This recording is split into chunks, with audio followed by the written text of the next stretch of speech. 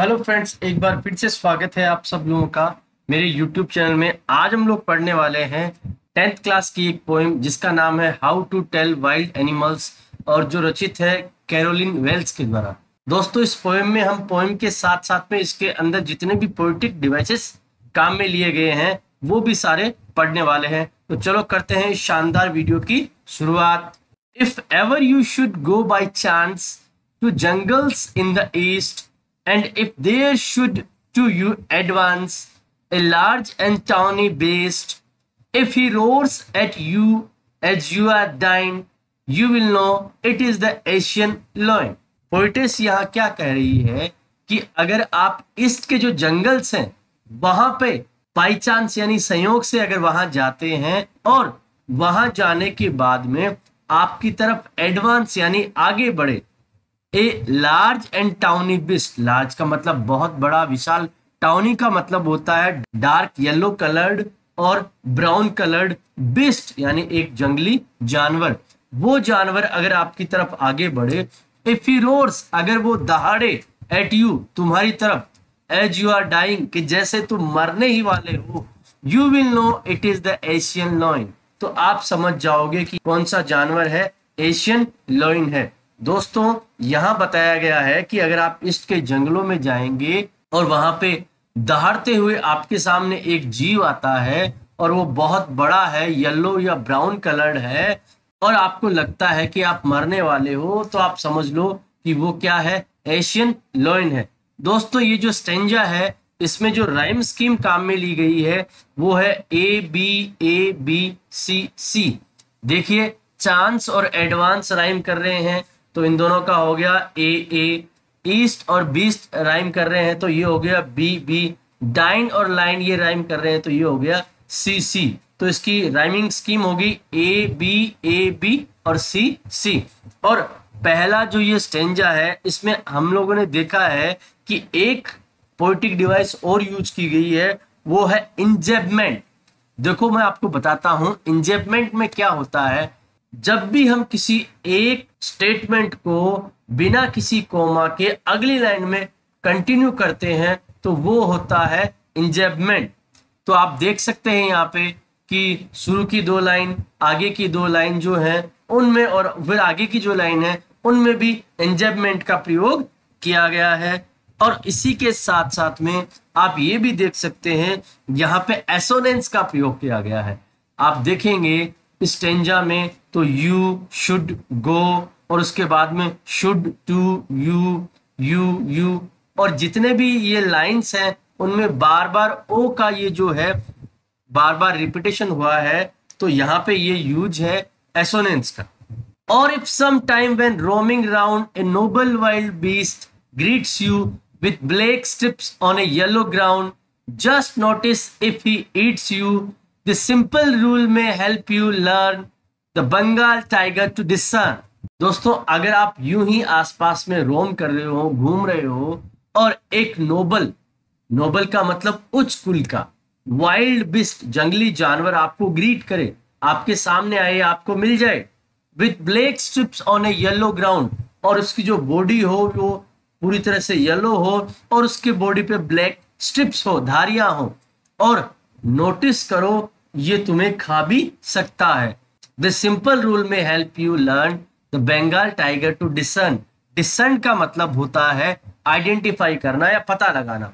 इस simple rule से आप आसानी से पता लगा सकते हो कि ये कौन है, ये बंगाल का टाइगर है जो कि येलो बॉडी के साथ में ब्लैक स्ट्रिप्स रखता है और बहुत ही खतरनाक और डरावना होता है। दोस्तों, यहाँ जो ये स्टेंजा है इसमें भी जो राइमिंग स्कीम है वो A B और C है। इसका मतलब इस पोएम में जितने भी स्टेंजाज हैं उनकी राइमिंग स्कीम यही है। और सेकंड स्टेंजा की अगर मैं बात करूं तो यहाँ पे एलिट्रेशन का यूज किया गया है, जैसे कि आप पहली लाइन में देख सकते हैं रोमिंग और राउंड, यहाँ R रिपीट हो रहे, तो ये एलिट्रेशन हो गया।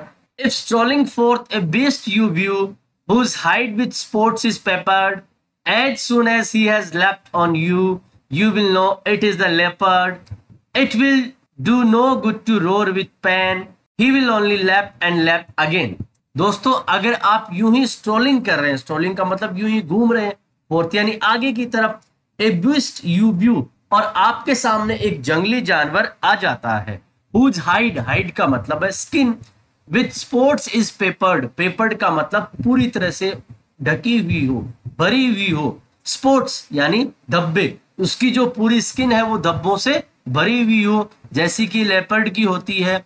और जैसे ही वो आपकी तरफ लेफ्ट, यहाँ पे लेफ्ट का मतलब है कूदना, यहाँ पे क्या किया है, LEAPT में से ए को उड़ा दिया है पोएम को ब्यूटिफाई करने के लिए। You will know it is the leopard, तो आपको पता लग जाएगा कि ये जो जानवर है वो कौन है, लेपर्ड है। It will do no good to roar with pain, he will only lap and lap again, तो वहां पे आपको दर्द से चीखना चिल्लाना कोई फायदेमंद नहीं होगा, क्योंकि ये बार बार आप पे कूदेगा और कूद के आपको पूरी तरह से समाप्त कर देगा। दोस्तों ये जो स्टेंजा है इसमें भी अगर हम लोग देखें तो वही rhyming scheme A B use की गई है।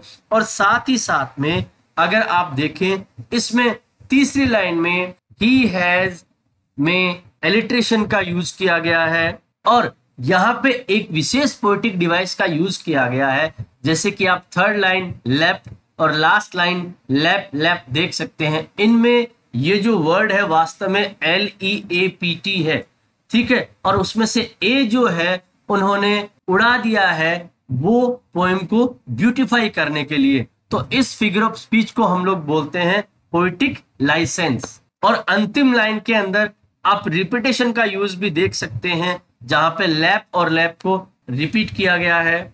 If when you are walking round your yard you meet a creature there who hugs you very very hard, be sure it is a bear. If you have any doubts, I guess he will give you just one more caress. दोस्तों अगर आप अपने बगीचे के आसपास घूम रहे हैं और एक क्रिएचर, एक जीव आपको वहां मिलता है जो आपको बहुत ही टाइट ढंग से हक करता है, गले लगाता है, तो आप समझ जाओ कि ये क्या है, बेयर है, यानी भालू है। अगर तुम्हें कोई डाउट या संदेह हो तो मैं उम्मीद करता हूं कि वो क्या करेगा, और ज्यादा कैरेस आपको देगा, और ज्यादा लाड़ प्यार दुलार आपको दिखाएगा।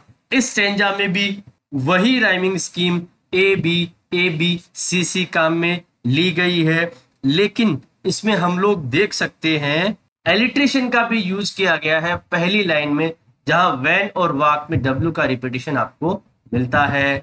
Though to distinguish beasts of prey, a novice might nonplus, the crocodile you always may tell from the hyenas. Hyenas come with merry smiles, but if they weep, they are crocodiles. तो यहाँ पे आपको बताया जा रहा है कि जो beast of prey हैं, जो शिकार करने वाले जो जानवर हैं, उनमें अगर अंतर करना हो तो एक नोवाइस, नोवाइस का मतलब नो सीखिया, जो नया व्यक्ति हो जिसको किसी बारे में पता नहीं हो, वो नॉन प्लस यानी कंफ्यूज हो सकता है। द क्रोकोडाइल यू ऑलवेज में टेल फ्रॉम द हिएनास थस, कि क्रोकोडाइल और हिएना को आप आसानी से अलग कर सकते हो। किस प्रकार से, hyenas come with merry smiles, hyenas जो है वो हमेशा मुस्कुराते रहते हैं, but if they weep they are crocodiles, लेकिन अगर वो रोते हैं तो वो क्या होंगे, क्रोकोडाइल्स होंगे। इसकी भी राइमिंग स्कीम AB और CC है। The true chameleon is small, a lizard sort of thing. He hasn't any ears at all and not a single wing. If there is nothing on the tree, it is the chameleon you see. यहाँ बताया जा रहा है कि जो सच्चा chameleon जो है, जिसे गिरगिट कहते हैं, वो बहुत स्मॉल होता है, जो कि एक लेजर्ड की तरह होता है। उसके कोई ईयर्स नहीं होते हैं और ना ही उसके कोई विंग्स होते हैं। लेकिन अगर आपको लगता है कि इस पेड़ पे कुछ भी नहीं है, तो आप समझ लीजिए कि उस पेड़ पे क्या है, कैमेलियन जरूर है, क्योंकि कैमेलियन की एक विशेष क्वालिटी होती है कि वो अपना कलर बदल लेता है और जहां वो बैठता है वैसा ही अपना कलर बना लेता है और किसी को दिखाई नहीं देता है। दोस्तों अंतिम स्टेंजा है, इसकी भी राइमिंग स्कीम वही है। दोस्तों अगर ये वीडियो आपको अच्छा लगा हो तो इसे लाइक और शेयर करें, साथ ही साथ हमारे चैनल को भी सब्सक्राइब करें। Thank you.